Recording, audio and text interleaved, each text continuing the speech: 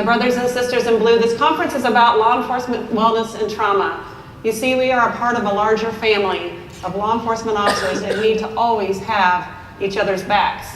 Sometimes that means even when we are not on a call for service, but instead we're trying to mitigate the many stresses of this admirable profession.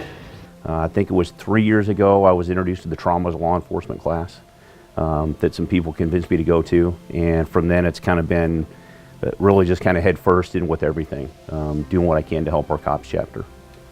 The conference this weekend is a Officer Health and Wellness conference, and the whole purpose of it is about having tools and resources and opportunities to get our law enforcement as healthy, both mentally and physically, that we can get them so that they can do their job to the best of their abilities. My husband was killed in the line of duty on October 4th, 2008. And a couple weeks later, I had a knock at the door and a lady coming to my house and telling me she was part of this organization called COPS. I don't remember the whole conversation, right, because it was a big blur back then, but basically she was telling me that she and the organization was going to be there for my daughters and I, and while they couldn't bring my husband back, they would be there for us through the hard times. You know, some years are totally fine, some years are really hard. Like the year that I took my oldest daughter to college on my own.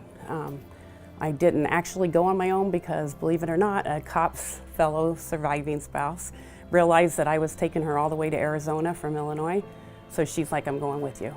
That's what this organization is. Losing a spouse in the line of duty is a very unique experience because it's very public. Of course, the whole scene itself was a huge media issue. So when we did the funeral and people were lining the streets and thousands of people showed up and the governor was there, I was stunned. It never occurred to me that it would be such a public thing.